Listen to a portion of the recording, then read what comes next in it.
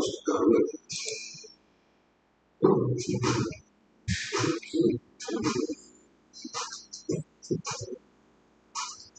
October 20th, 1987, 1 p.m., Memphis, Tennessee. 20-year-old Leona drives with 3 friends to the J East, the local Chinese restaurant. The 4 young men have robbery on their minds.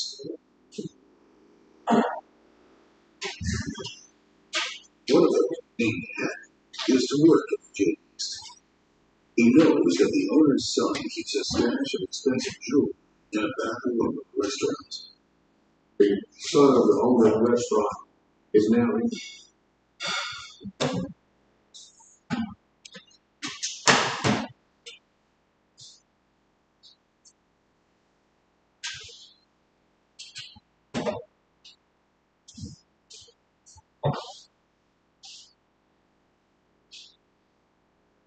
That's a different guy.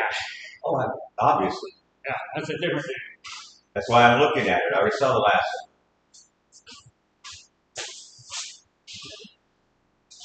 There you go. That's my little angel. And for $20, you can buy it off back. I can breathe from just not taking anger classes. They no worries.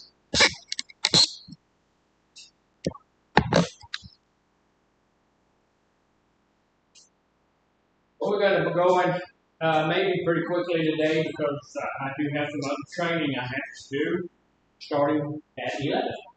So I'm going to have to shut down a little early. So we'll take our break a little early.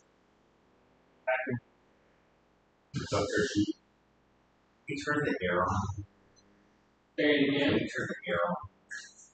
Freeze now. What do you want? You're going to hit bicycles. I have no idea. I think that's a good plan. I don't know how to do that. I send it. What happens a lot of times, it freezes up and maybe it's not going to work, And 300 people out here, to do something about that. But so far, this is not it. No, that's your fire extinguisher. This is your security system. Leave tomorrow, huh? Leave tomorrow. Okay. Well, no, I'm leaving on Monday, but I won't after tomorrow. I won't be here. When you get up the truck. When you pick up the truck. Oh, I'm not picking. I'm going to take my own. Yesterday, had a funeral yesterday. Did that, and I was out there talking. And they seem to believe it's going to work fine. It's all that. But the top does need replacing. So the insurance is coming out tomorrow, and they're going to tell me what they're going to do versus insurance doesn't insure. But after they leave, there's a couple of holes in it. And on Monday, I told him I'd be there by 7 o'clock or so, go it out of there. That puts it 30 miles down the road. Well, maybe farther than that. We live down Low Winnie, places that are. No, it's 30 miles maybe, but it's help. Because the first place we're going is in Vanderbilt. Oh. And you're going the direction I've never been. Sorry? I've been west. I haven't been east. Never been east? So that's bridge there. I'm wanting you to go there.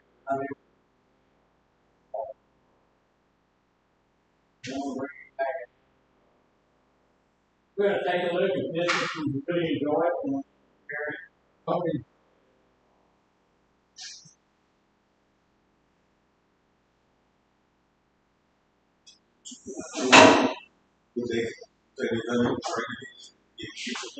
Yeah, they said we on this.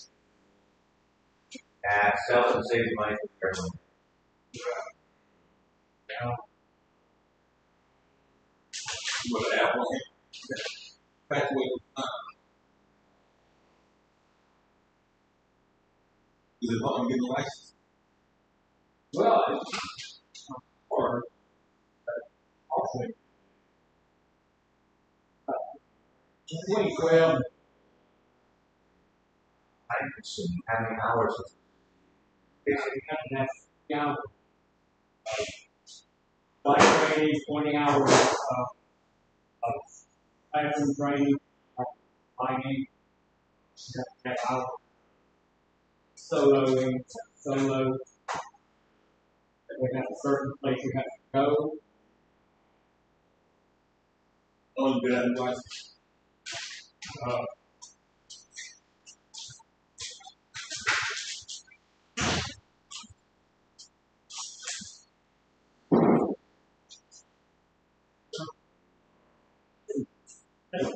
Can you see him in his aviator's jacket, scarf around it, and hat, the glasses? That's the glasses. I'm gonna get back to that. I want to buy me a little sport airplane. Sport license are cheaper. They're easier to get. What's the difference? You're not allowed to carry a passenger? They carry a passenger, they fly at night. Oh, so there's no instrumentation. It's called BFR pilot, IFR pilot, and an instrument pilot.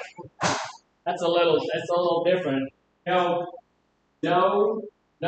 inclination to be an IFR pilot.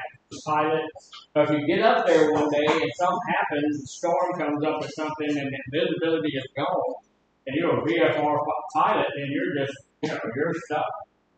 What are you gonna do? You gotta get to a place, gotta go down, get to a place where you can see.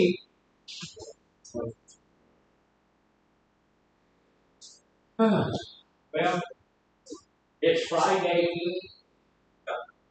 It's a good day, man. It's gonna be a good day today. I'm hoping that guy comes tomorrow and says one or two things, and either we can see the damage, we're paying for it, or we can see the damage, we're going. Can't fix it. Either one will work. Either.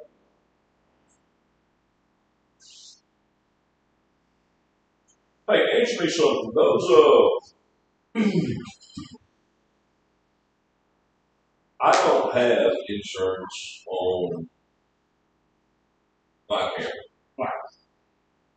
But if something happens if it happens at your home, is that possibly fall under homeowners? Or I don't know. I would give that a shot. We're still paying. I was just thinking that you can park in the parking lot, we could cut a tree down. That happens at any time. I was just thinking that you could pull in your own parking lot at your house, and we can drop a tree on it. I just had some trees, things cut out. But it was set in our. Well, I'm saying, that's California. Right. And it's so much. At 30 mile wind there at my house, and so that's good. That would have been an opportunity right there.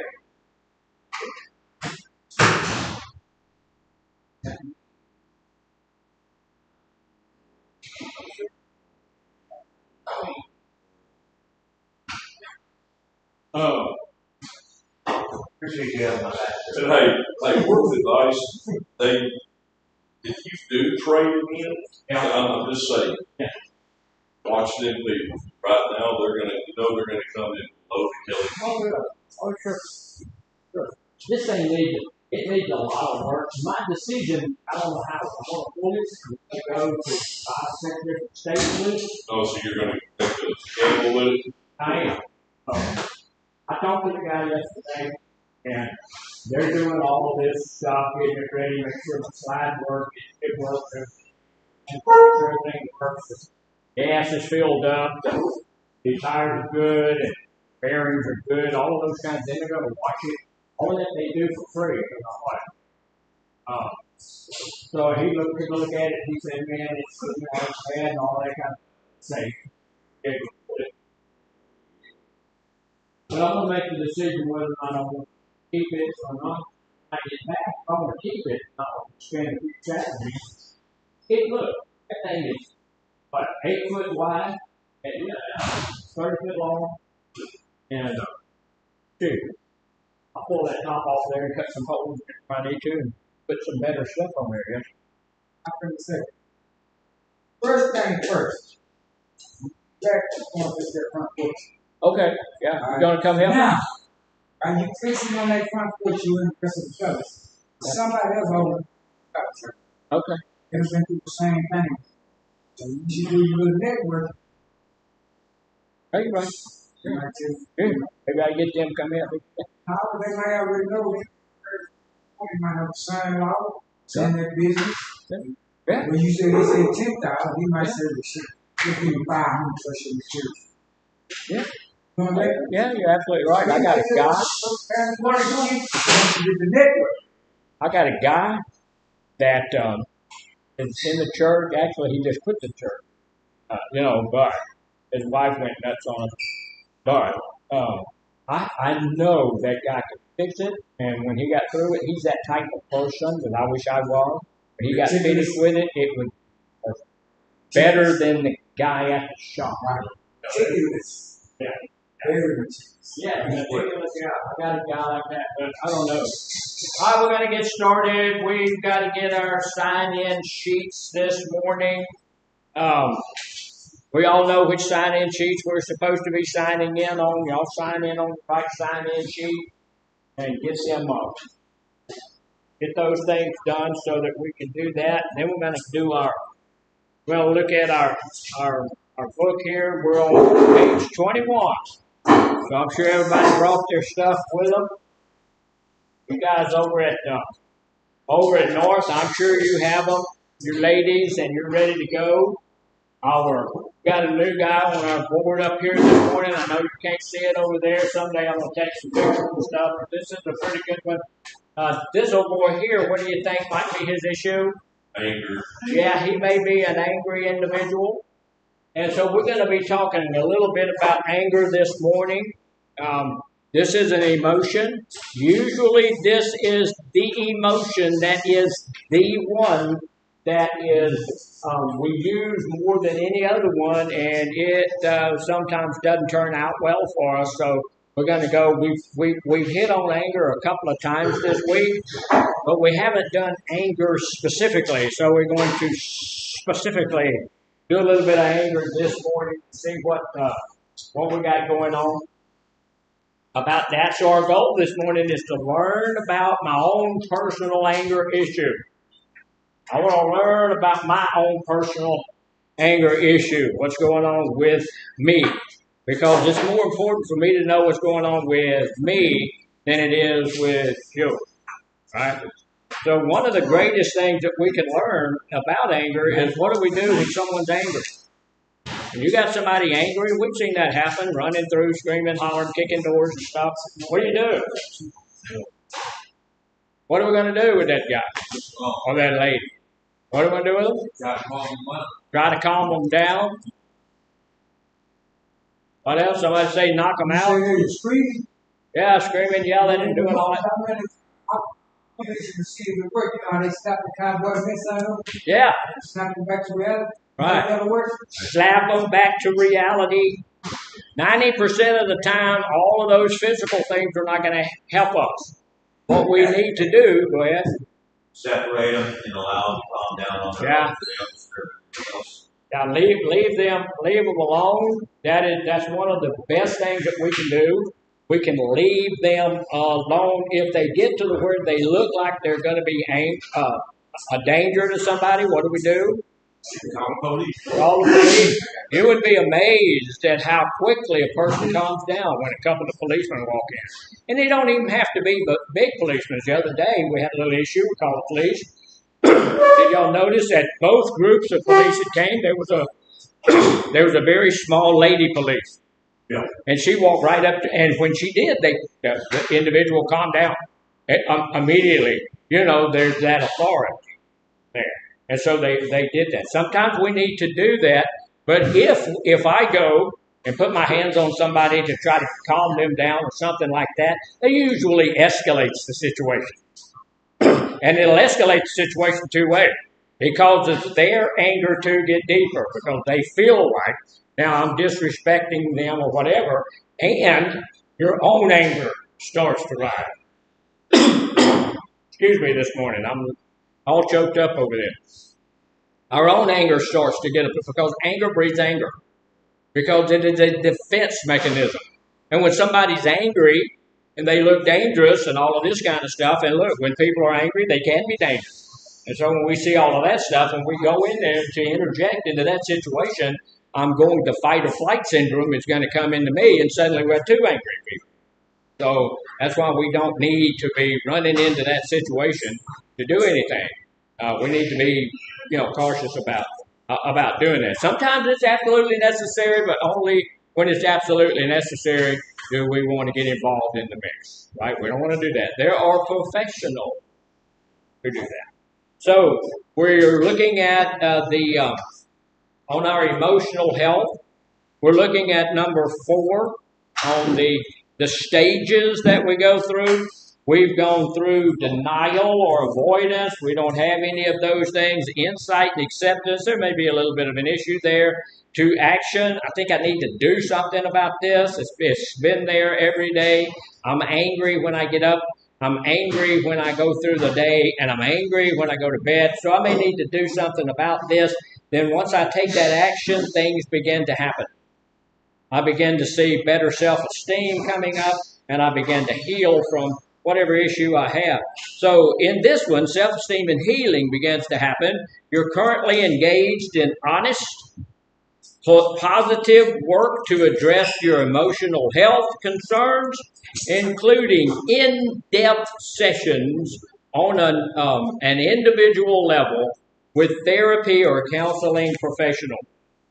I will tell you a little something that we need to know. First off, I know me better than anybody else. I know where all of my lumps and bumps are, where all of my scars and things are. I know all the hairs that's growing that I don't want them to be growing there. I know all of those things about myself, right? But there's a therapist or a counselor that knows a little bit of something about your mental state, okay? They also have some insight into some things that we can use to deal with ourselves. So we need to be willing to go and talk to those people. I've talked to tons of people who tell me I don't want to share that. Okay, what do we do when we don't share something? We keep it. Bottled up. Right, it bottles up, we keep it, things happen, we don't. So it's better, we talked about yesterday, that solve a problem shared is a problem halved. So I can give 50% of that away to somebody else, and that's going to cause me to be able to deal with whatever's left a little bit better. So we're going to talk about this guy here, why he's so angry. There are I have my little anger group. All right. I thought he was having one because he was doing all this. There you go. I got a little anger facility called Sundown Anger Management. So why is my company named Sundown Anger Management? You should let the sun. All of you guys are Bible scholars. Don't let the sun go down on your anger. So that's what we want to do. We want to make sure I'm not going to let the sun go down on my anger. That means, hey, look, if I'm angry during the day, I'm not going to go to bed angry. My wife and I don't go to bed angry with each other. We're going to talk that out. If I do something, because it's always me doing something. I don't care if she blew the whole world up. I would be the one that caused her to do it. Yeah, it's me. I did it. So we talk. We know we have to talk. So usually at night before we go to bed, anyway, we spend about half an hour, cut the TV off, and have a little bit of a discussion. Because the normal amount of time that a couple, over a 7-day period, the normal amount of time that we spend in communication is how long? Anybody remember? Some of you weren't here, but some of you were. I just know all you ladies know what it is. 15 minutes. We usually spend about, over a 7-day period, we usually spend about 15 minutes in conversation, in communication with our partner, spouse, or, the person that we're with. So that doesn't sound right at all, does it? We get up in the morning and usually somebody's asleep, the other person leaves, we come home at night, we talk for a couple of minutes, and then we have supper and go to bed, and we usually, it's the average. Now some people do it longer than that, some people less than that, but the average is 15 minutes. My wife and I, it's a little bit better for us because we force ourselves to, communicate for about 30 minutes every day. So that's kind of helpful, but we don't let the sun go down on our anger. Now, what we're going to do real quickly, like I was telling the guys here, ladies, I have another training that I have to do at 11, so we're going to be shut down a little bit early. So we're going to take our break a little bit early, and then we'll stop a little bit early, probably 15 minutes or so that I can get all this stuff down, get it set back up where I need to be at the other place. This is my little book. It's got the same guy up on here as up there. You might be able to see him a little bit better over there. So I'm going to just go through each one of them. And what we're going to do, the purpose of this is just to take a look at the different types of anger. There are 12 different types of anger that we deal with. There can be subsets of anger, but we don't deal with them. We just deal with the 12 different sets of types of anger. And the reason we're going to go over that a little bit is this is the emotion probably that is the one that is used the most in all sorts of situations. When, if we're afraid, if we're whatever it is, we usually respond to every bit of that in anger. And so that's the one everybody's used to seeing us in. That's the one we're used to feeling. And so we need to follow those come from. So I'm going to go through the little booklet here and quickly, I'm just going to talk to us a little bit about the 12 different types of anger. So look, if I have anger issues, anybody here feel like they might have a little bit of an anger issue? So we've got just about everybody here. Okay, everybody here except for one guy, and he has this lying issue that we're trying to deal with. Most of us have some type of anger issue. You think it might be advantageous for me to know what that anger issue is and where it comes from?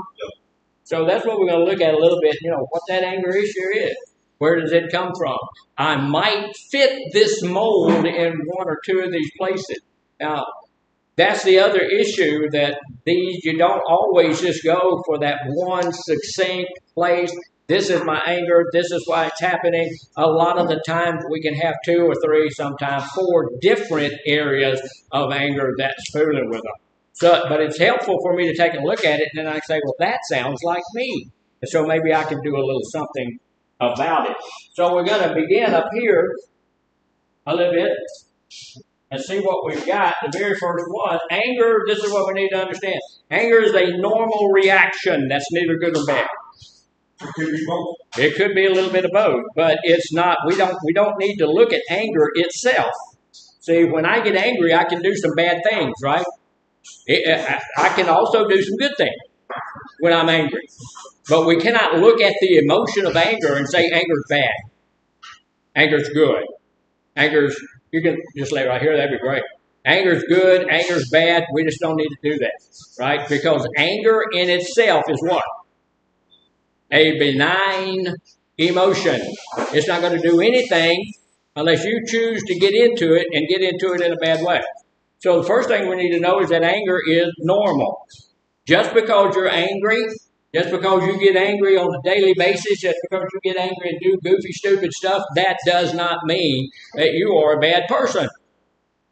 You may have done some bad stuff, but that doesn't mean you're a bad person. That means that anger, you are using anger to do the wrong things sometimes. Look, discerning the different types of anger can help us to deepen my awareness of the various emotional needs and triggers that I have. Understanding your anger allows you to become more proactive in responding to it. If I get angry, look, I know, first thing I need to know, if I'm angry today, I'm angry because I want to be angry. I can't look around, find somebody else to blame it on. It's not my fault. It's your fault. We need to be at that place where we know this anger belongs to me. I'm the one who generated it. I'm the one who decided to keep it. I'm the one that's going to do whatever I'm going to do with it. It's not somebody else's fault. It's not my spouse's fault. It's not my children's fault. Not the police officer's fault. It's not the RA's fault. It's not the counselor's fault. It's me. I did it. I'm doing it. You have to make a choice to become angry. You have to choose it. So it's me. I did that. We can get more proactive in responding to our anger. This can improve how you show up in relationships and cope with stress. So knowing where my anger is coming from, knowing why I chose to become angry can help me to deal with that anger. And let me tell you, we need to be able to deal with it. Can we all get angry? No. Yeah. And I've had people tell me, well, how do you don't get it? I do get angry. But I know that when I get angry, I have chosen that. It's me. I'm choosing that. And there's some things, and we've talked about them, there's some things out there that I choose to make me angry. So here's the deal.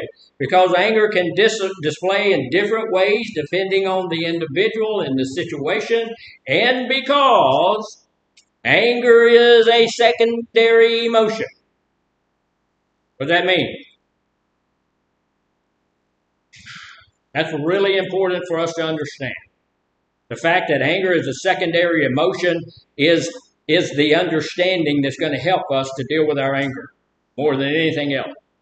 That means that whatever I'm doing right now, if I've chosen to become angry, I've chosen to do that because of another emotion. Somebody has hurt my feelings. Right? I'm depressed. I'm anxious. I've got all of these things going on. Something is there that is causing me to decide to get angry. You cannot go from Bubba or Babette to angry just like that. Now, I know people say, well, boy, I do. Well, no, you don't. You go, when you get into your mind, it takes your mind a moment to take you to that emotion. So your emotion has to start on something else. With guys, we talked about it. It's almost always fear of something, fear of whatever, and we respond to that in anger. But it rides in on that other emotion because anger is a secondary emotion, but fear is a primary emotion. So your anger, being a secondary emotion, has to ride in on a secondary emotion. That makes it a little bit more complex. A little bit complex. It's often broken down into specific categories. Common experiences can be challenging to manage. Learning how to identify which type we are experiencing can be helpful when working with anger. So, these are the 12 types of anger. We're going to go over them real quickly. Number one, and we talk about being assertive all the time. So, assertive anger. Now, I like to believe some of the time that I have assertive anger. I deal with my anger in an assertive way. That makes it pretty good, right? Can we do something bad if we are using assertive anger? Yeah, we can. Assertive anger is considered a constructive form of anger expression. We just talked about anger could be bad, anger could be good. So one of the good ways, or the good way, that anger can be good is to be assertive. Because that anger is going to look for a positive way. Everybody said it's a constructive form of what thing? What was the definition? Assertive anger is considered a constructive form of anger expression. It's a constructive way to get my anger out.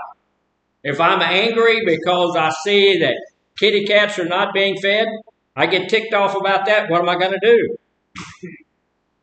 I'm going to feed the cats. I'm going to figure out how to get the cats fed. I'm going to send some money to people who are cat feeders. You know, I'm going to do something that's constructive and that's positive to do that.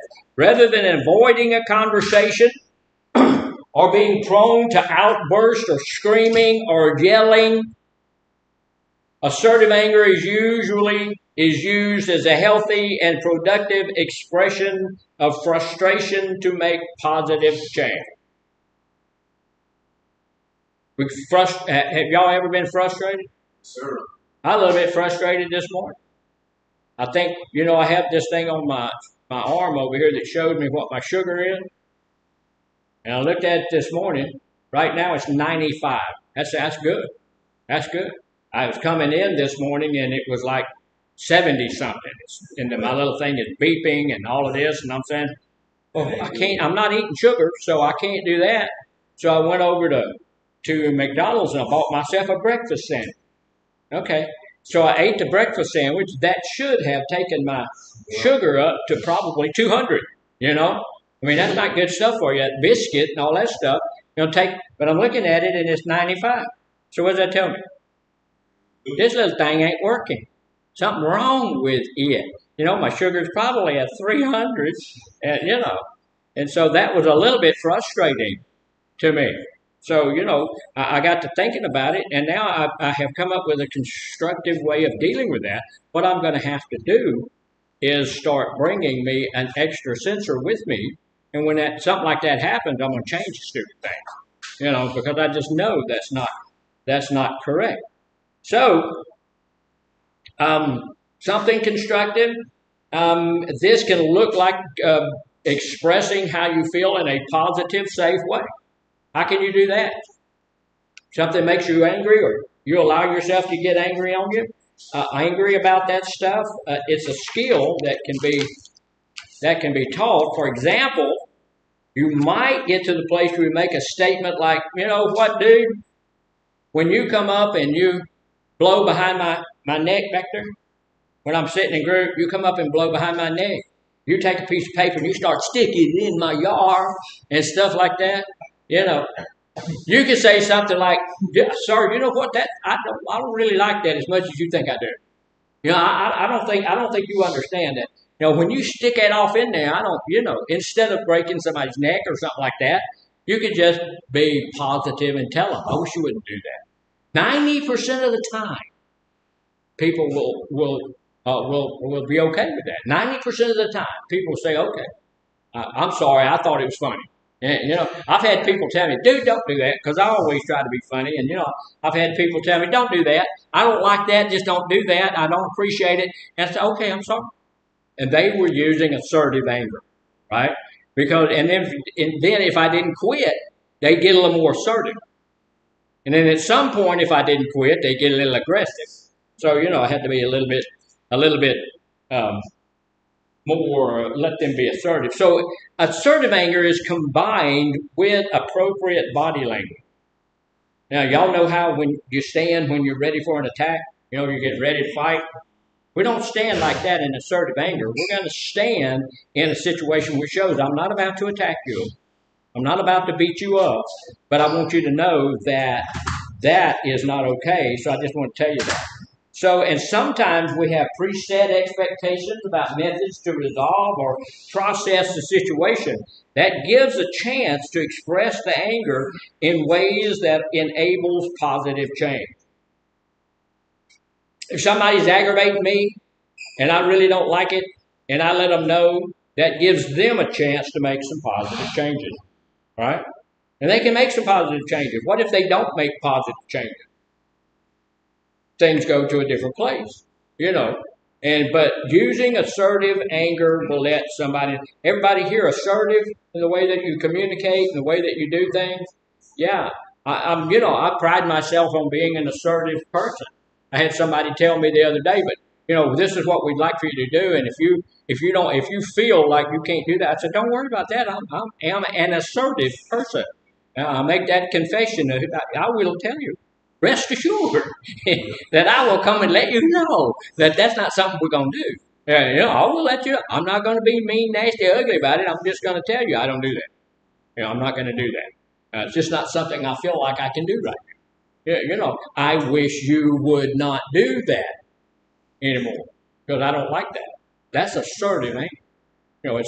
I'm really not liking it, but I don't want to go to a place of aggression, and I'm certainly not going to a place of passivity, so I'm going to be assertive. So here's some of the ways to manage that.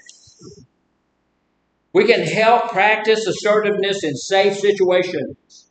Let people know that if you don't feel regulated enough to speak in a friendly, collaborative tone, give yourself enough time to settle down. You cannot be assertive if you're aggressive. You cannot be assertive if your anger is up here. You may need to take a minute. We talked a while ago that if somebody is angry, what do? What's the best thing to do? Leave them alone. Let them go. Let them punch holes in the wall. Let them do whatever they want. And then afterward, the consequences come. You see the wall you broke? You're going to pay for that. Well, I'll fix it. No, you won't. You're not an expert. We're calling a guy that's going to charge $200 an hour to fix it, and you're going to pay for it. That's what this is here on the painting, by the way. This is broken windows. This is holes punched in the wall. This is holes kicked in the wall. Yeah. So we do those kind of crazy things when we're angry. I had a guy and look, and just almost prideful. Yeah, when I get angry, man, I punch holes in the wall. Okay. Well, that's brilliant. Dipstick. Well, I got one that got a hole that big, man, in the door going into my bedroom. I just kicked that. Okay. All right. Go buy a new door. Those things aren't cheap anymore. Can't do that. So we need to first calm ourselves down. I don't need to go somebody to try to get them to change their behavior when my behavior is angry. Because that's not going to work. Because now we're going to get in a fight. And that's not what we need to be doing. So we need to allow ourselves to really feel the anger, recognize that there are some unmet needs coexistent beneath it. There's some reason I'm angry. Remember, anger is a secondary emotion. So whatever the trigger was that caused me to be angry, even if I'm going to deal with it in an assertive manner, I still need to know that there's some primary emotion that caused me to get angry in the first place. So when I go back and sit down and I'm calming myself down, then I need to take a look and say, okay, what was it? Why did I feel that way? Why did that make me that angry? It's not what he did. It's about what I feel about what he did or she did. It's how I feel about it. Y'all remember who Epictetus was? He's the guy, again, who came up with that statement as well and said, it is not how a man is treated, it is how a man feels about how he's being treated that causes anger in his life. So that's what we need. We need to sit down and say, okay, what is it that led me to that place?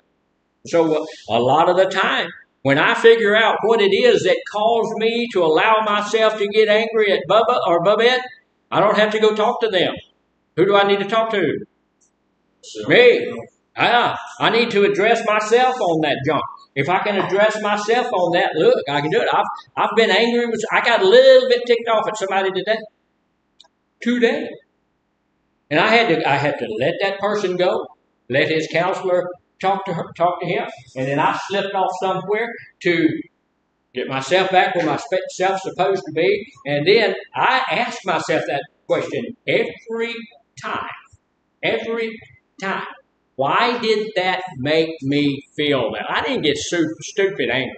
I just got a little bit frustrated. But I went on. The reason I felt that way was because, that person I felt like at that moment was taking everything that everybody was giving to them, and they were poo-pooing all of that. So what? All of the effort, all of the trying, all of the stuff, all of the work. And so, so I got, okay. And then I had to get to a place where, you know what? I've done the exact same thing. I've done the exact same thing.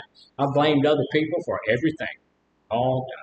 So, okay, I did that. So I talked to myself. I don't need to go talk to that person. Got to take it careful. Triggers aren't always obvious.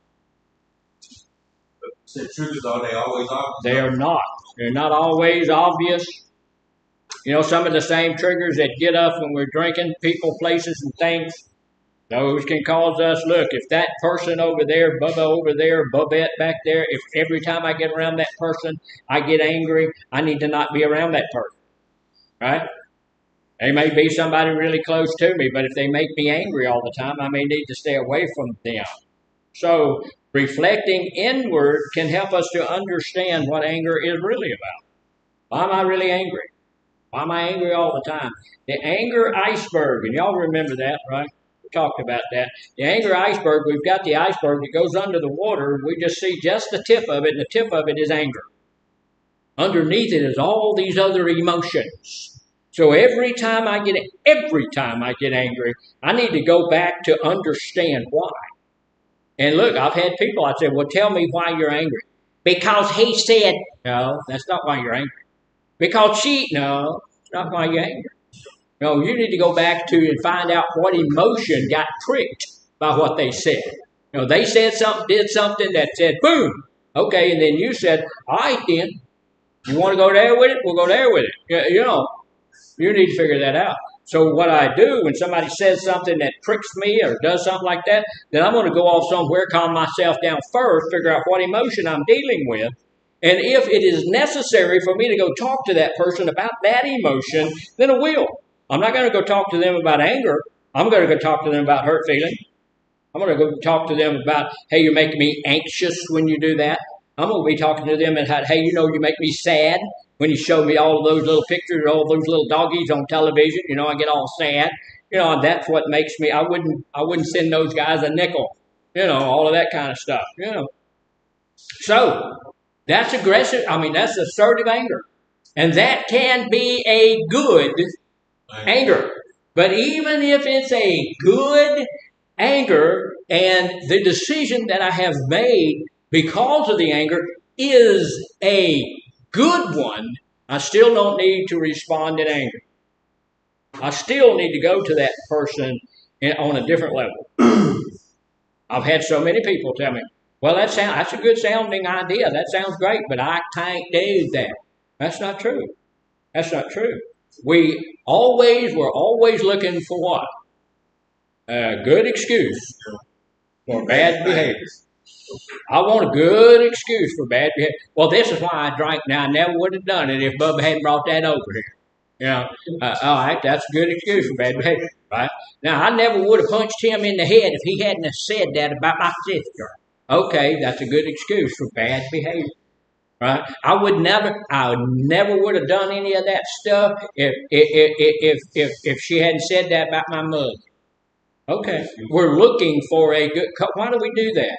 Because after we do something goofy, we always have this guilt, shame, and remorse that pops up there. We know we shouldn't have done it. So I'm looking for self-soothing thoughts and self-soothing words. Make myself feel better about myself so I can always go back and say, I'm really not that kind of person. You know, I've had people who every day they're angry, kicking holes in the walls and all that stuff. And I say, man, they say, well, you know, that ain't my character. Yeah, it is. Yes, it is. You do it every day. You are not out of character when you're acting like that. You're actually in character, but you're looking for a good excuse for your bad behavior. So look, stop that. Just own it and say, okay, that's who I did that. I did that.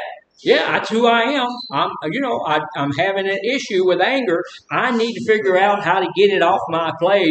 And so now that I have figured out that it's not the anger, it's the fact that my feelings are hurt, and I'm too cowardly to bring that up. That's what the problem is, my feelings. And so now, I got that done. So the next thing we're going to look at, that was assertive anger. We spent a lot of time on assertive anger, but that's okay. So that's important. The next one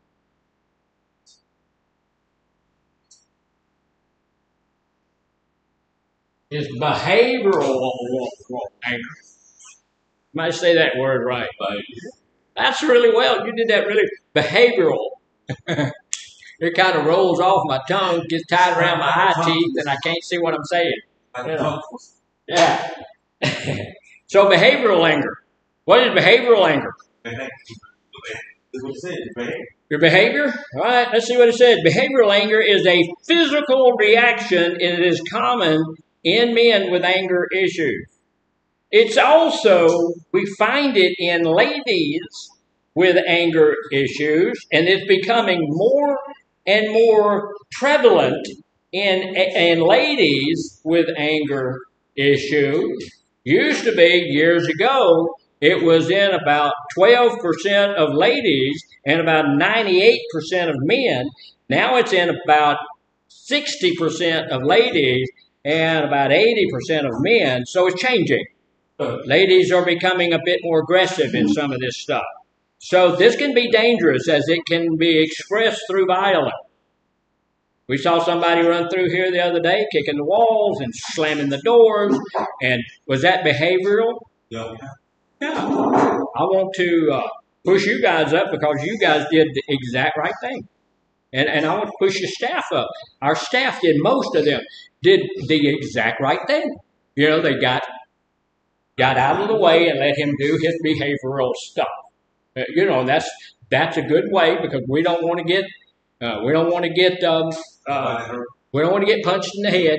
I know I've been punched in the head more than once, and that probably explains a few things. But let me tell you something about my getting punched in the head. I ain't never enjoyed it. I have never liked it. Yeah, you know, I never have. This wrinkle right here is not a wrinkle; it's a scar where I got punched in the head. You know, and so I have never liked it. One of the things that we need to know too is that I don't know if we need to know that or not.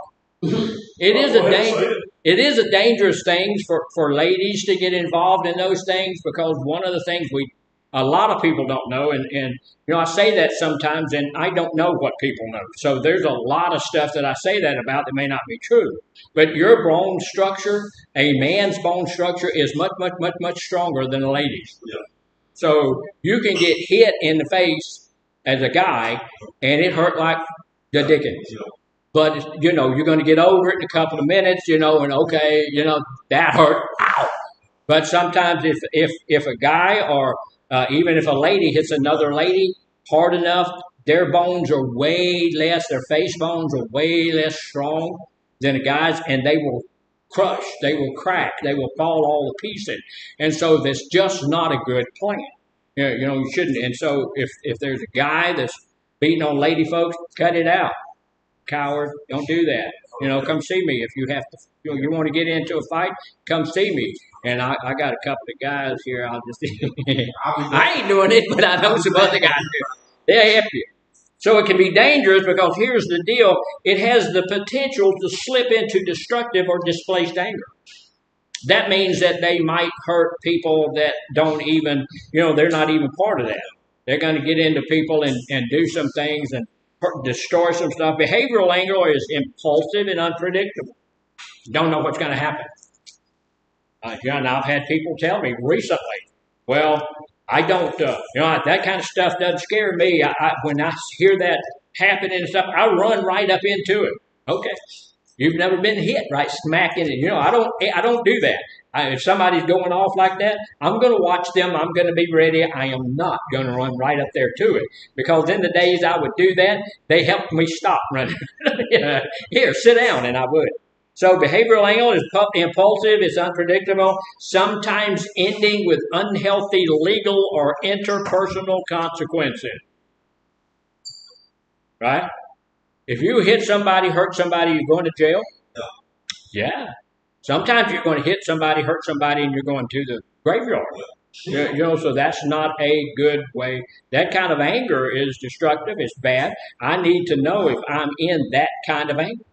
And again, in the anger class, I have people that's just prideful about that. Man, when I get the first thing I do is punch you in your... Okay, that's not going to last forever. You're not going to be able to do that long. You know, people are going to know who you are, and you're not going to be able to do that. So it can cause you some problems. Behavioral anger can present as intimidating behaviors, trying to intimidate somebody else, cornering someone, raising your voice, screaming and yelling and cussing and blowing the door open like we saw the other day. You know, I think it's a good thing that there's another doorknob there where doorknob hit doorknob. It didn't hit the wall. It went through the wall. So throwing things, shoving things, breaking things, attacking somebody, all that's behavioral. That sounds pretty dangerous, doesn't it? That first assertive anger didn't seem too dangerous. Behavioral anger, and is it important for people to know that I suffer from behavioral anger? Yeah. Who is it more important to know? Myself. I need to know that this is what I do. Because I'm going to tell you, if I use assertive anger, that's a good thing. And that's using anger as a tool. But if I'm using anger like this, I need to get that fixed. That's something that's not a good tool. That's something I need to go sit down with a therapist with and say, hey, look, this is what I'm doing. I need some help. Help me. Somebody need to help me before somebody shoot me. I need some help. Now I need to get beyond it. So it can present as intimidating, throwing things, doing all. It's important to identify whether the anger is slipping into that area due to potential legal or interpersonal consequences. Something is going to happen. So how do you manage that one? This is one we really need to know how to manage. Say how you manage behavior. Yeah, how do you manage behavioral anger? Go to a counselor. Yeah, go to an anger management guy. I'm an anger management, I can't say the word now, resolution therapist. I can help you with that. So, but you got to pay lots of money. How much does that cost? How much does that cost? It's not really much. The first, it's $40 a session. Yes. That ain't bad. No. I know you who? Oh. You I are. gotta get this out. Yeah. Go to ksau.com and put your bid in. Get 10 flying lists. Already help you. I don't know what he said. KSAU. That I get. You know what I'm talking about? Yeah. They do it every year about different things you can bid on. They got flying. You can fly. Yeah, well, Case. You already heard it? Yes, sir. KSU. Yeah, KSU. It's out here at the airport. Yeah, but they got you can bid. Yeah, they'll teach you to fly. Yeah, but I'm saying you can bid. You go online and bid. Okay. Get your 10 lessons. You think that I should respond in anger that he is taking our group somewhere? Okay. Here's a tip for managing behavioral anger. Get ourselves to a place to being honest with ourselves about the behavioral anger tendencies. Just get honest about it with yourself. Everybody else knows what you're doing. Everybody else knows you punch holes in the wall. Everybody else knows you beat people up. Everybody else knows you do all this kind of crazy mess. Everybody else knows that. You need to be honest with yourself. Tell yourself, spend some time helping to identify, getting to a place where how and when this type of anger shows up for you. What makes that come up on me? Why do I respond that way? Get to the place where we understand how we can cope if we feel ourselves becoming escalated. So if I'm starting to become escalated in that anger issue, what can I do? I need to know what I can do. Sometimes it's different for different people. Sometimes people get angry, like we already said, you need to separate yourself, go off somewhere. But sometimes in the behavioral anger situation, we don't want to do that. We want to get in somebody's face. We want to go crazy. We want to do that. So we need to know that about ourselves. I want to be intimidated. I want to be dangerous to other people. So, and here's the other thing. Once I figure out that's what I want to do, then I need to figure out that's unacceptable. I can't do that. So I need to get out of there. So we need to practice consistent emotional regulation to tame impulsive desires. What's emotional regulation? Not overreact. Not overreacting. Figure out which emotion is being activated and learn to disactivate it. That means using coping skills, right? Start to lose something. Yeah, we're using anger as our major coping skill. We need to start learning to deal with deal with that anger in a different way. Come up with a different coping skill, right? Now, we do a thing where you remember when you get out of here, you get a rock? We have the rocks over there too, but we give everybody a little rock that has all of my emotions tied up in that rock.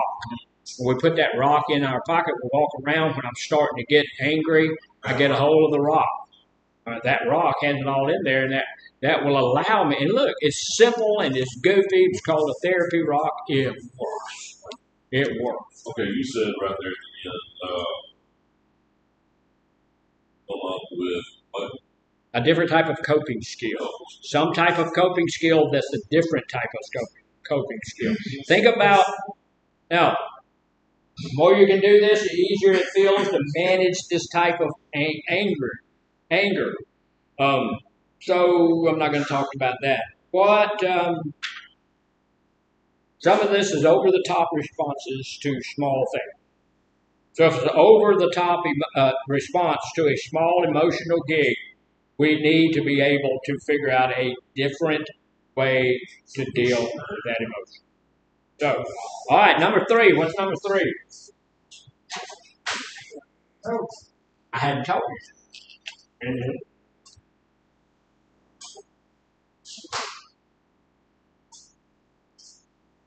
Chronic anger.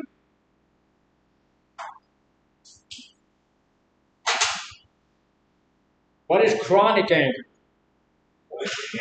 Always being angry. Now look, I told y'all we're going to take our break early. So it's 15 minutes till 10. So instead of waiting till 10, we're going to take our break now, and then we'll be back in here at 10. And then we'll go for a little bit longer. But I want to tell you that I don't believe we're going to make all of this today. But we'll start back tomorrow. But we're going to go and we'll come back, take our 15-minute break, get back at 10 o'clock, and then we'll start back. Yes. Well, 12, since you said we had 12. you're right. I spent 15 minutes, sir. too much time.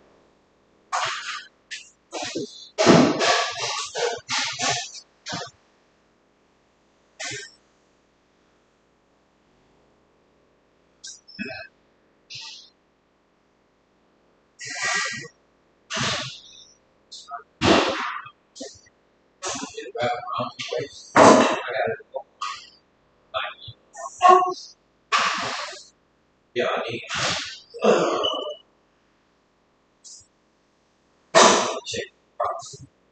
Yep, I've been in there. Yeah. Starting to get more comfortable, brother. Or you should be more comfortable. It's good. Oh, last night. The first piece. So you're sticking to. So you.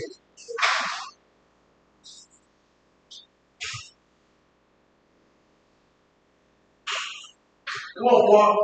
Watch it. And it says that I'm about this seconds. Oh! Of your beach. Nah, when you saw it, Yeah, I like the game. it was here. It's a double line. Yeah.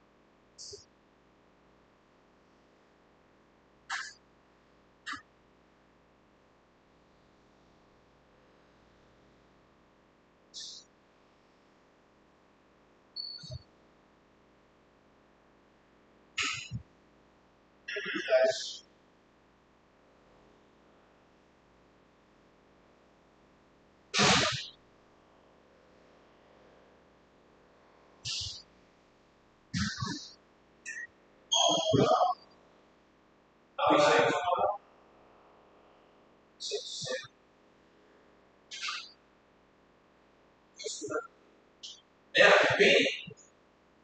It does. It's kind of like Pressure on it, somehow. yeah.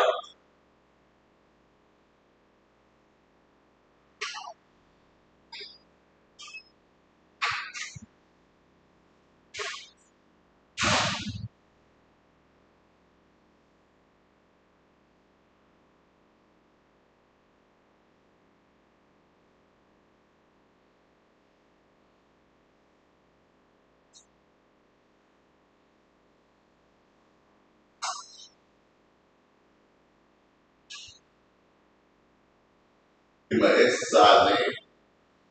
That's what I'm doing. Trying to get my exercise in. That's it.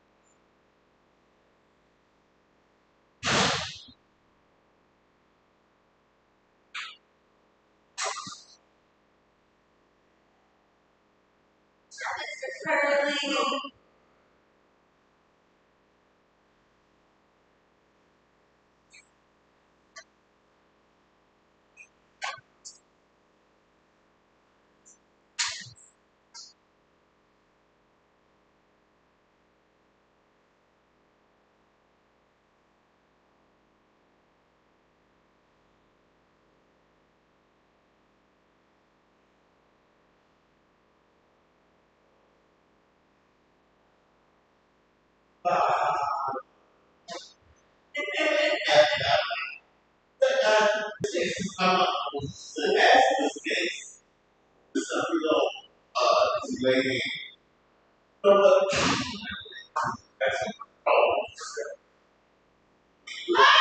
look at my steps. These are my steps.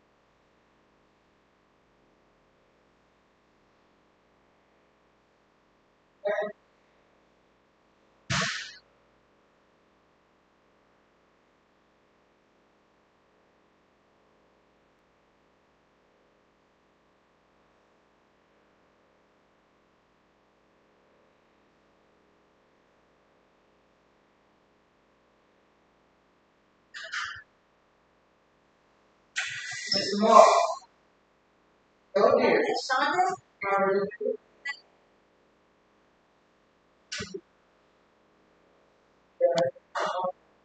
See,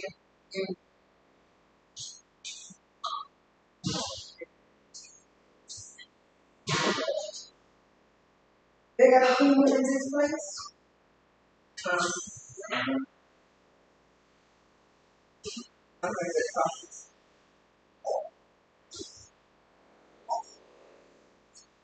Mark, how you doing? Hey, see, Sabrina, he's been laying in, so you know, he make around.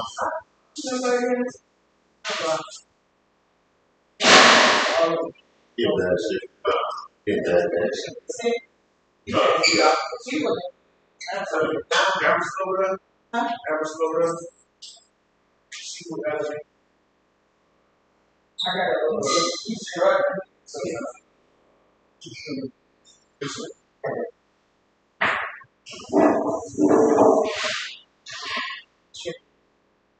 Oh, yeah. Oh, okay, okay, cool.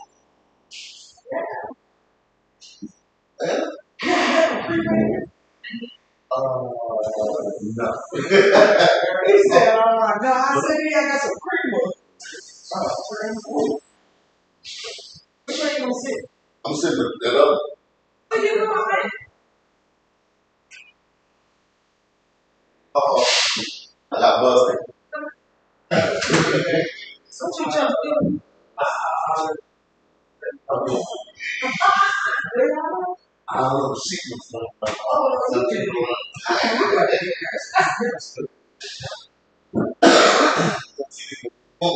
Oh, I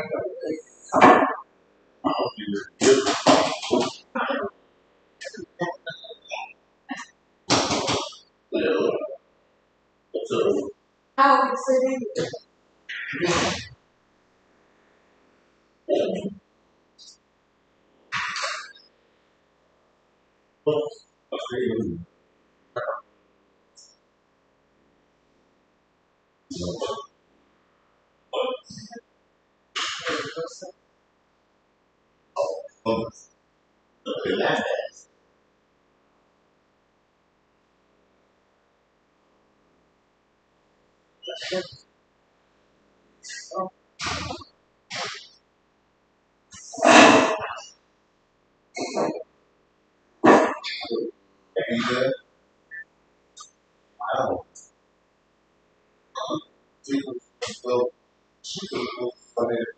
it was genius. You know, this job.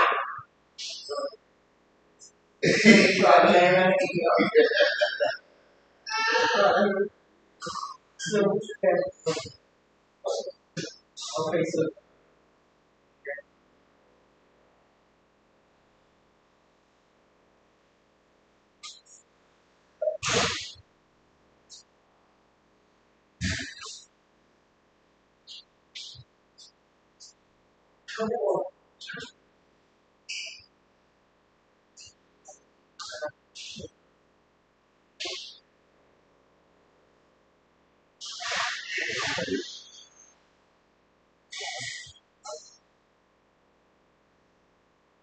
That's it.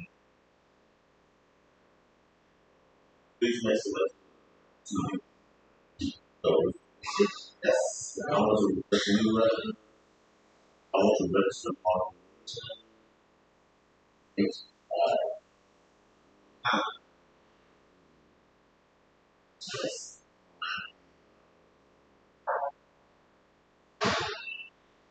and from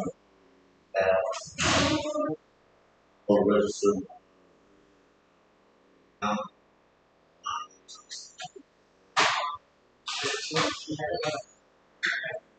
I want to register. So you speak.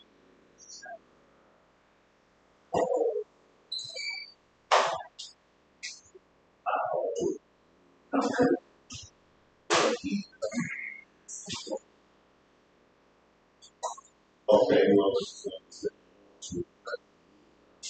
sorry.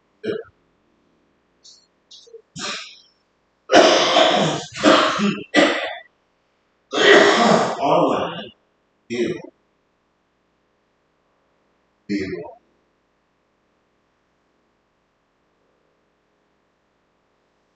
You are our future post there.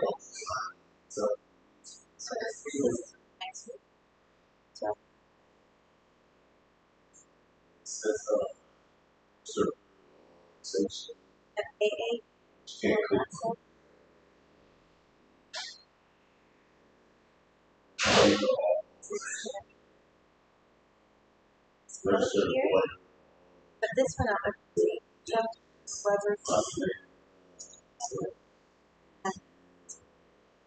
Yes.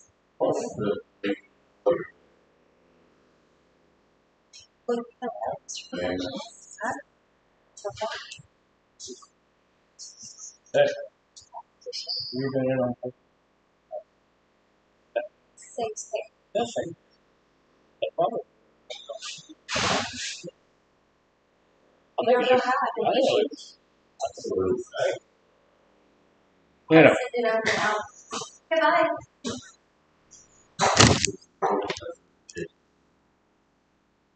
Sorry. yeah. That anger management class you were talking about, so that's what we still do. Yeah, we wait until we have at least 10 in the class. It is 14 weeks long. You have to have it's like the whole thing over. And I think you have to have an assessment. We do an anger management assessment. That costs $50. The class costs $30. So it's $540 the whole class. And that first class, you have to go to class that day. You get your assessment, and you go to class. It's $80. That first one. And but we wait until we have 10 people. I mean, sign up. So, but I will give you a card if you're looking for something. Where's that conducted at? It's in West Orange. All righty, then we're getting back to started again, and we're going to try to get a whole bunch of this done. We've got 45 minutes, and we'll see what we can do.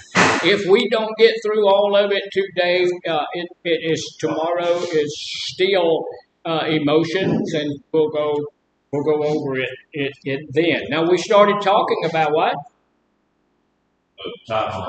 Yeah, chronic anger. Talking about chronic anger now. Number 3 is chronic anger. So somebody said, we asked what was chronic anger, and somebody said chronic anger is just anger all the time, right? So yeah, chronic anger is typically directed toward other people. It's not, it's when we're angry, we direct our anger toward other people, situations, and sometimes we even direct the anger toward ourselves. So we can be, have you ever been angry at yourself? Yeah. Yeah. I've been angry at myself because of some of the stuff I've done, right? And some of the issues that I have caused because of some of the stuff I've done. So this type of anger, a lot of the time, we see it impacting self-esteem. When I'm angry at myself, then that can impact my self-esteem. When I was in college, I failed this and I failed that, and I really had an issue with statistics. Statistics kicked my buttocks. They really did, and I had some issues with that. And every time, you take a course, you're working on the course, and part of the course is statistics. And so, I asked the same question of the professors every time. Where in my life am I ever going to use statistics? Do you use statistics? Did they say about half the time people find spend the time people find it useful? Yeah. Well, there are people who use statistics every day, all day long. I can proudly stand up and say, in both of the professions that I have decided to follow and God has called me into, I've never used statistical analysis ever. That doesn't mean that I couldn't. There are places where it would probably help me out, but I've never used it. But I've always, when I had that, I'd have a little bit of anger about that, and my anger would would focus on the professor, would focus on the course, would focus on society as a whole, and then when it was all over with, it would focus on me because having low self-esteem to start with, it immediately that disease would be telling me that you're a dummy, you can't do this. Okay, all right. So it did happen. It can fly under the radar while I can't say the word simultaneously at the same time causing a lot of damage. A lot of times we don't know that we are angry. I've had people come and they say, well, the probation sent me here and I don't know why they sent me here because I'm not angry. So, okay, calm down. I'm calm. Okay. Have you ever seen anybody that is habitually late? Yeah. We got people who are habitually late to group. I've got people who are habitually late to work. They send me a little note. I'm going to be a little late. No kidding. Yeah, 18 times this week. Yeah, okay. So why are people habitually late? Have a lack of time perspective. Okay, that's good. They do what? They start late. They get up and start late. They're not allowed to have their cell phones, so they don't have it. They're not allowed to have their cell phone, so they don't know what time it is. Most of the time, look, not all of the time, but most of the time, they have some form of hidden anger. They don't know they're angry, but they're angry. And the way that they take their anger out on society is being late for work, being late for class, being late for lunch, being late for everything in their life. They're getting back at people, by not showing up on time. So it's a very negative thing to be doing, but it does that. And that's where that comes from. So that's part of chronic anger. That's interesting. My wife is always like, yeah, that's just because she don't like you. No, I'm serious though, and that's one of my pet peeves. It gets on my nerves. Yeah. Because we always like all this dealers and stuff. Yeah, and now you are in recovery. You don't have to go to those steaking parties. See? There you go. Problem solved. But no, that is, and don't go and tell your wife. You're an angry person. You might go and, take a good look at it, discover a little something there and say what's going on. Because the moment you can fix that, whatever you're angry about, all of that stuff seems to fix itself. Yeah. We had a lady who worked for us. She was 15 minutes late every day. And I went and told her, I said, look, how can I help you? You got to be here at 7 o'clock in the morning. She said, there's nothing I can do. I have to take my children to school. I have to do this. I said, okay, we'll fix that for you, ma'am. Your new time to be at work is 8 o'clock. You don't have to come. And I lied to you. We were starting at 6. And so her new time was at 7 o'clock. I said, you come at 7 o'clock from now. She said, okay. She made it. Like a week, maybe a week and a half, 7 o'clock. Everyone, 7 o'clock. I was so excited, 7 o'clock. And then one morning, 7:15. What happened? I don't know. Something was wrong with my car. Next morning, 7:15, 7:15. So it morphed over into, and she just could not do it. So I shot her back to 6 o'clock, and she could make it at 6:15, so she started work at 6:30. But her time to, I didn't change her because she was going to be late because she had that hidden anger. And we looked and we searched and we never could figure out what it was she was angry about. I think it would have something to do with her husband, but, So anyway, chronic anger always looks like, or often looks like, a continuous low-level feeling of anger, resentment, irritability, frustration. Because of how people experience anger, they may have a difficult time processing and expressing their needs. This can impact health, stress levels, and relationships as well as recovery. If I can't tell you what I need because actually I'm angry at you, and I don't know I'm angry at you, it's hard. So here's some of the tips. Here's how we're going to manage this chronic anger. We're going to get this thing taken care of. Many people aren't even aware that they're holding chronic anger. And this says many people, and I wrote it, but let me tell you this, it's probably most people don't know that they're holding chronic anger. That's because it can appear like sadness, It can appear like low self-esteem. To help the client or help the person, we need to note the resistance that we may have toward ourselves or other people. I need to know why I am angry at me. I need to know why I'm angry at other people. So I need to figure out what messages am I telling other people and what messages am I telling myself. What would it be like to let go of those resentments? You ever had anybody resent you? Especially on the That's bad. It's bad.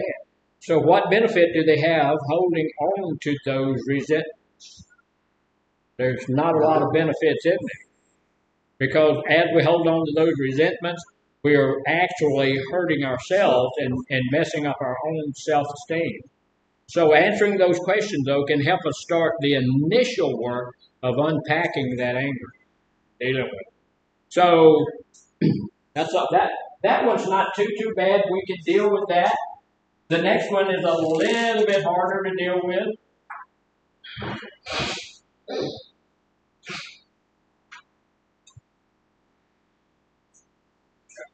What is that one? What is destructive anger? What does that remind you of? That almost sounds like self-destruct. Yeah, it's self-destructive. It also reminds me of behavioral anger. You know, because behavioral anger is aggressive anger. It beats out and all of that stuff, but it's on a different level. Destructive anger is significantly unhealthy experience of anger that can have multiple negative effects or impacts in a person's life. We really, at this point, we really don't understand it like we need to understand it because there's limited research on this type of anger. Why do you think that is? Stop getting punched trying to find out why. Yeah, people get a lot frustrated, and these people are dangerous to be around. You know, I don't mind at all trying to research and talk to and get a whole group of people who suffer from chronic anger. But somebody that got destructive anger, I'm cautious about bringing them into my facility. You know, I don't want my place tore up because you want to tear something up. I don't want to get punched in my head because you got a punch in the head feeling going on. You know, I don't want to have to call the police. I don't want to have to do all of that kind of stuff. You don't want to have to hurt me.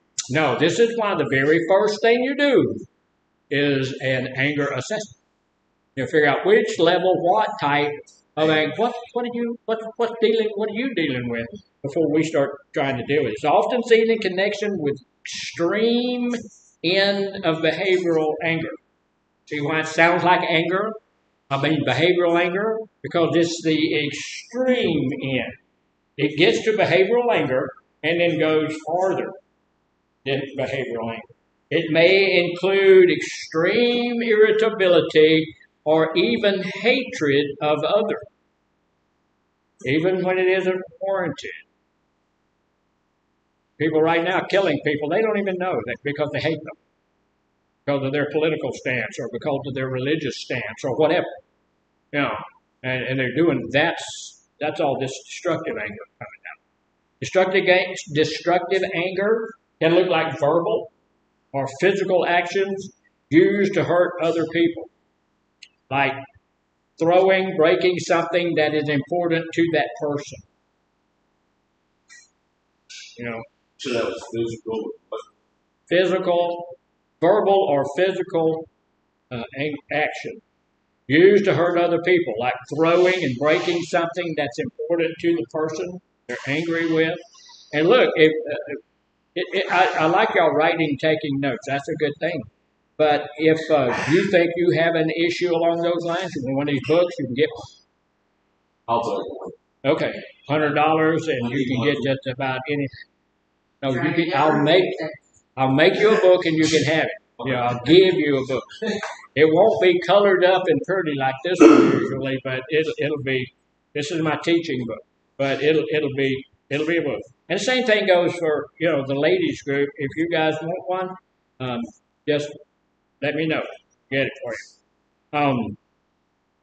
So One of the things, they're throwing stuff, they're breaking things that's important to the other person, they're angry with, and in relationships, a lot of the times I see it a lot presenting as stonewalling. What is stonewalling? Basically, Like a bullet. It's just like a stone wall. When you're trying to have a conversation with a person, they're not responding. Yeah, just stoic, not responding, looking out the window, not saying anything, not responding to you at all. That's stonewalling.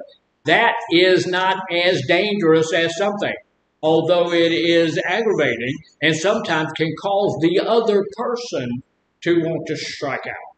If it does, that's that causes, if that person strikes out at that person, then anger breeds anger, all of that stuff. Shutting out their significant other emotionally, not having any romantical things going on between the two of them, not loving on each other, not talking to one another, stonewalling. Destructive anger can impact many areas of their life in extremely unhealthy ways, potentially destroying important social connections. I have an individual whom I love, and he is back in our church. He was in the church for a while, and he left and went to another church. He has severe anger issues. Now, I'm trying to deal with him. He has this destructive anger. Every church in the area that he's gone to, he's gotten into an argument or fight with someone in that church. And I'm no exception. He got into an argument with me in Sunday school. Okay. Because he didn't agree with what the Sunday school said. I said, brother, this comes from the book. This comes from, God wrote the book. Don't argue with, talk to him. I didn't write this. I'm just a salesman. So, but he's got that type, and he's not allowed in just about any church in that area. So, but we understand it. So come on back in. So he's back there, but he's caused some issues in just about every church he's been in. So he's destroying those social connections, or leading to the use of drugs and alcohol in an attempt to hurt the person that we're angry with. If you're angry with your mother, think the use of drugs or alcohol would cause her some consternation, cause her to feel badly, because her baby child is using drugs and alcohol and all that stuff. How about your spouse, somebody that you're connected with? You're going to go use, I'll go do whatever I want to. I'm full grown. I'll go do storm out of the house and go do the stuff. A lot of times we do that because we're looking for a good excuse for bad behavior. And here we go. So there's some tips for dealing with destructive anger. And we need to get hold of those. Destructive anger can unquestionably hurt you or your loved one. It can also be physically dangerous to the clinician, to the counselor.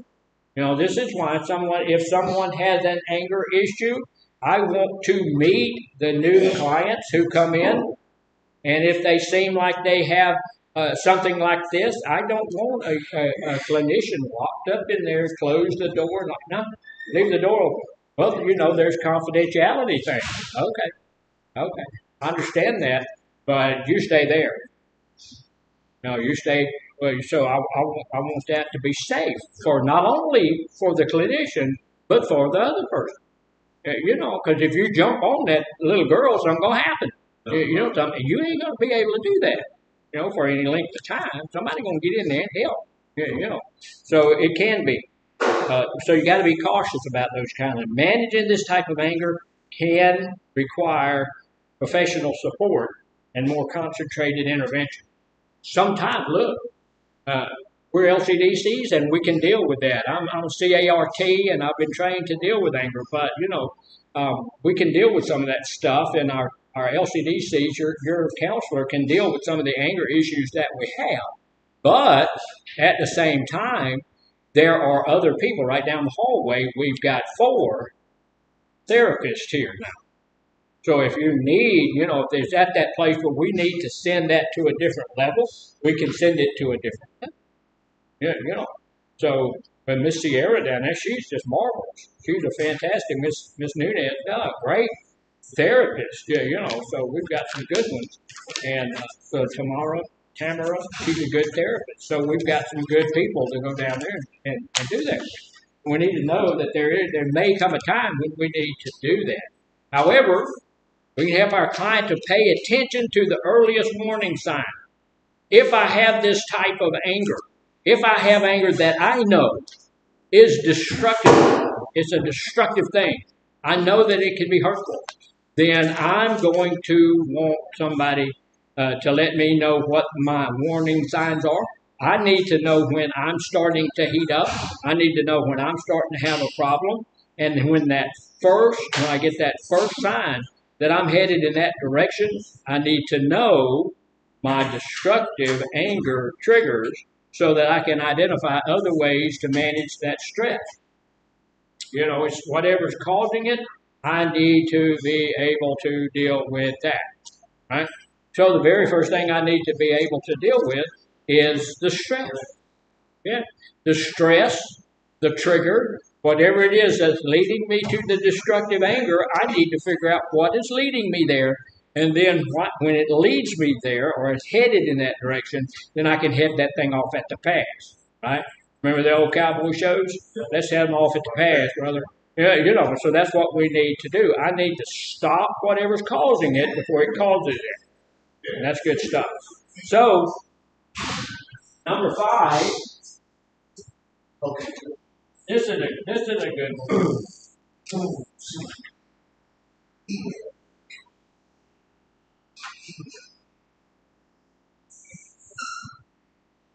Judgmental anger. What do you think judgmental anger is about?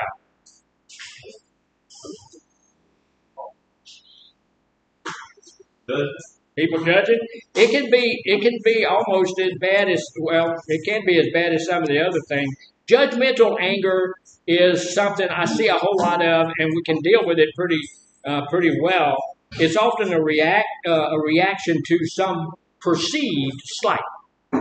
I'm angry at that person because they did something nasty to me. So I'm getting back at them. Someone else's flaws. If they feel that those flaws have impacted us, or an injustice against them, or someone else they care about.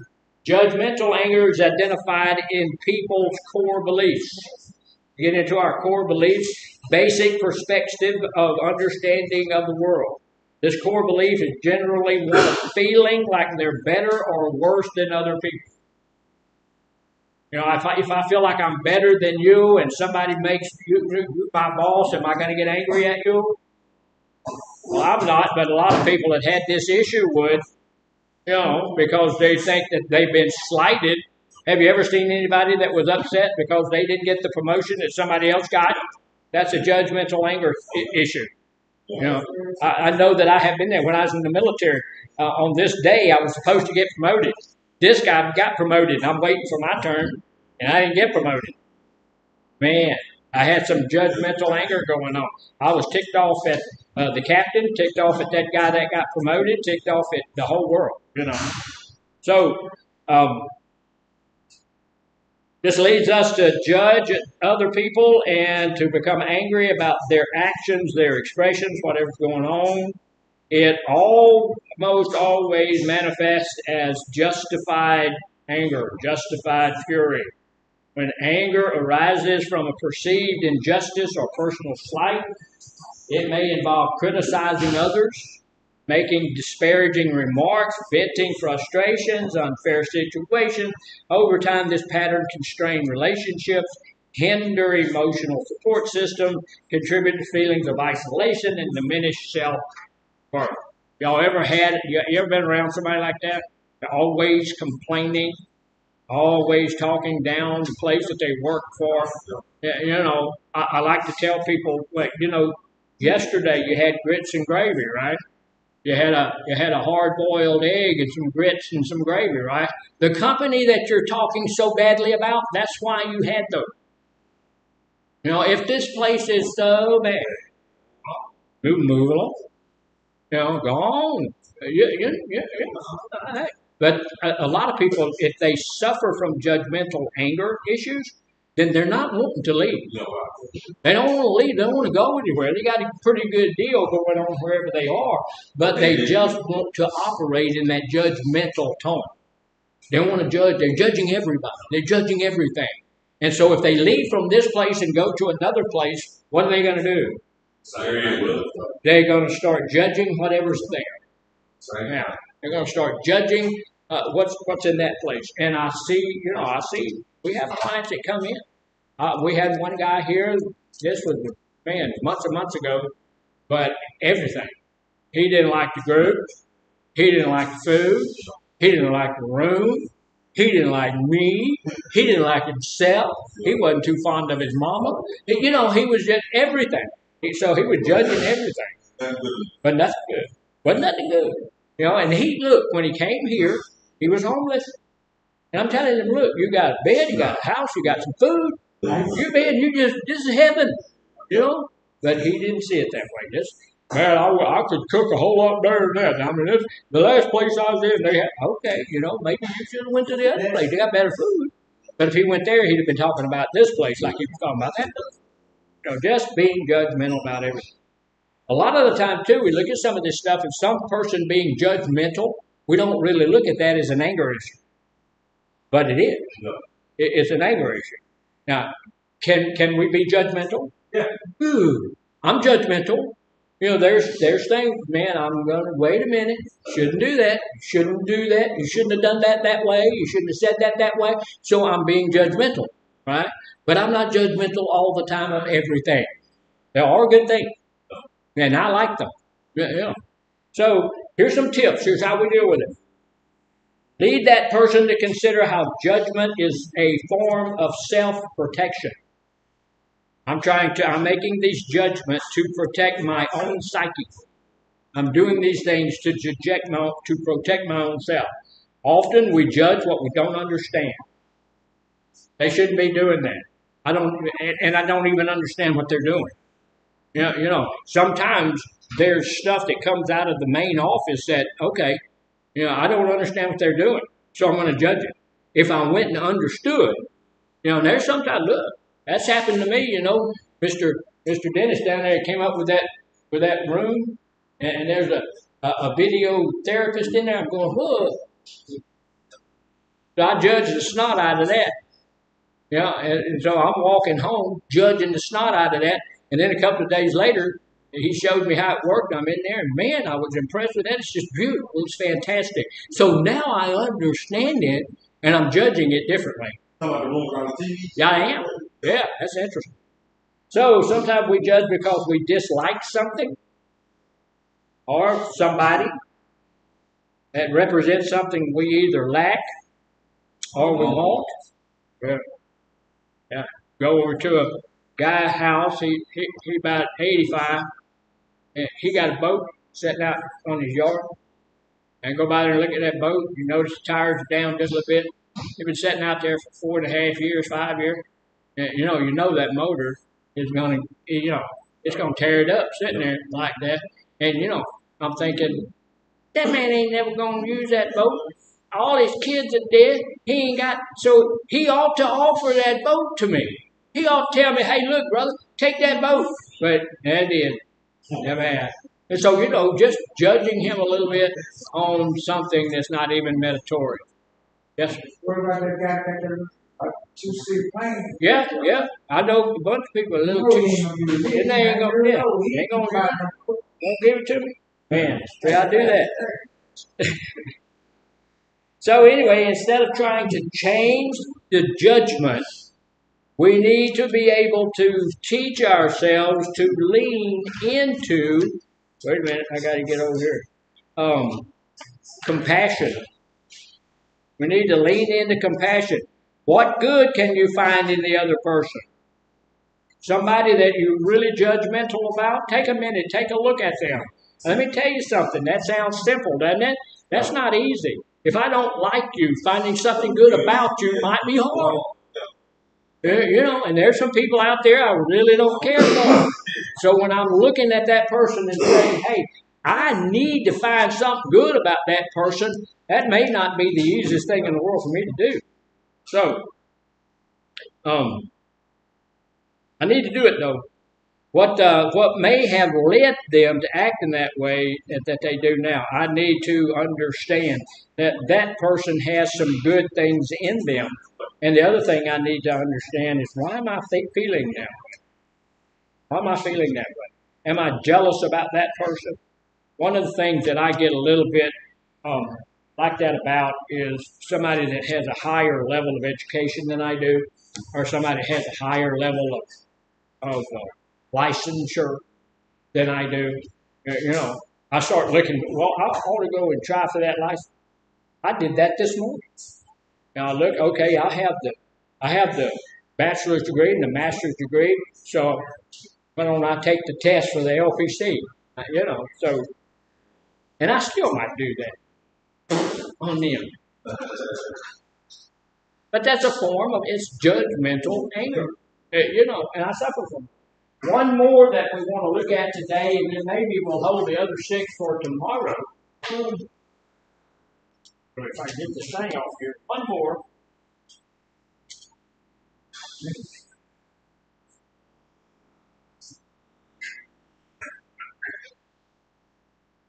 Y'all read that at all?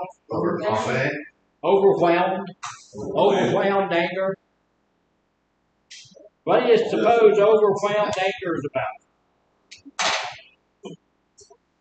The variety of emotions, possible situation. Okay, a variety of emotions. You don't know how to react, you don't know how you roll it, you don't know how you fix it. So much going on, you don't know how to deal with it. You just say, But to a place of frustration. Yeah, and here's overwhelmed anger is pretty interesting. It's unpredictable. You really don't know where it's going to go. It can impact your mental health over time. So here's the deal. Anytime we say over time, what does that tell us? We can deal with it right now. We need to deal with it. We need to deal with that. This type of anger builds up. It's that anger that's there and it just keeps building up. Especially when you don't find ways to express it or to communicate how you feel. You need to be able to do that. It may show itself up when things hit a boiling point, or the ability to cope with anger and stress has been overwhelmed due to certain situations, feelings, or interactions. That's what you would say.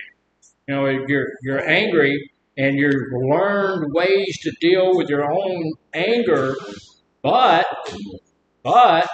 you have some things that are happening that are overwhelming your ability to do that. Yeah. So overwhelmed anger can look like a sudden snap of irritability and resentment. You ever had that word? Yeah.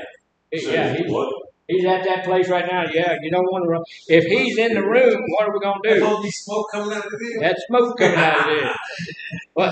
If he's in the room, what are we going to do? What he said? If he's in the room, what are we going to do? Give him some space. We're going to go out yonder, yeah. Yeah, we'll go out there and let him deal with himself. Yeah, that's what we're going to do. But let me say this real quick. That's where your road rage come in at. Yeah. That's just like when a woman killed the kids the other day. She think she was already overwhelmed or something. Yeah. Husband could have been cheating. He done left with another woman. Yeah. Now she got the mortgage and rent. She got 4 kids screaming in her ear. She got to be the soccer mom, baseball, picking them up. So she got overwhelmed. Now she's stressed. She frustrated, then she became stressed out. And she kept everything cleaned up. She didn't call it out the cheat. Paid her $530. $540. Oh, $540. They already tried to cheat me out of $10. Look, her husband already ran out of the face. So he give a $10 cut. 10% at least on it. Oh, man. Now I don't want to No. You don't give a 10% out. Yeah, that's exactly right, because it can happen. Look, just like that. So, and this could follow it can happen real quickly, following a long stretch of repression. What does repression mean? repression. Repression. She can be depressed. Holding it down. Right. Holding that anger in. Not letting it come out. You're repressing that feeling. And all of a sudden it's going to come out and go crazy. No one to talk to, So, no one to turn to. yeah. So suddenly it may be preceded by a stressful event. You got all of this stuff down in there. Something stressful goes on, and boom. Come on, sudden. This type of anger is often seen in staff as well as clients due to the stressful nature of this job right. Y'all ever seen any clients just kind of go off? Yeah. Good. I've been in this stuff for a long time. Yeah.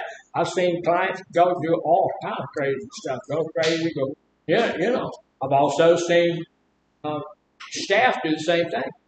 I was in my director's office. I was the assistant director at the prison, and he called up one of our supervisors and just let her have it. Well, dude, calm down.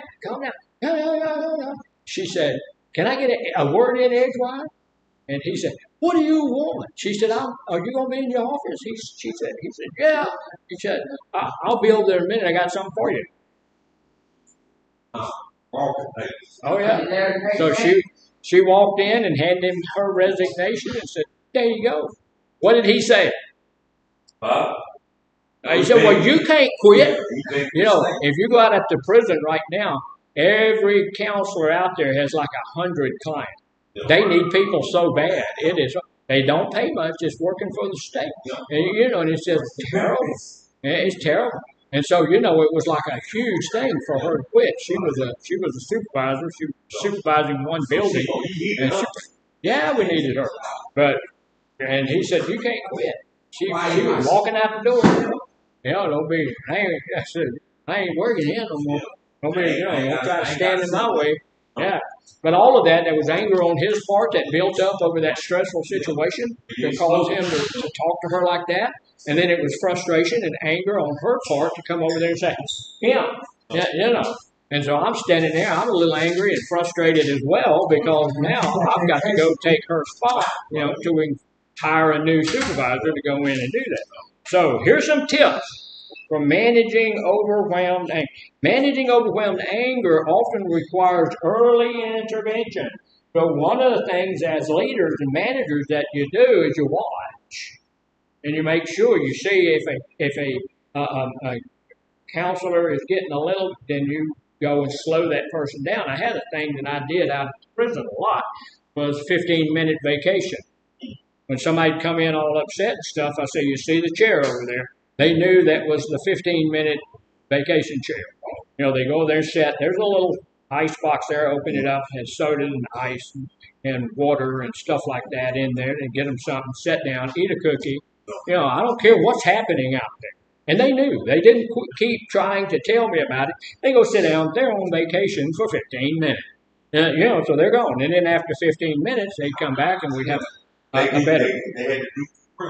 They did. So that's one of the good things. The client needs to recognize what's happening inside of them before reaching that level of frustration.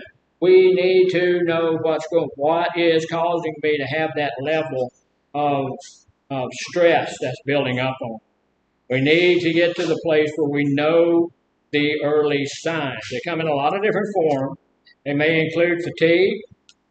I had a person tell me this morning, "I'm just tired." Tired?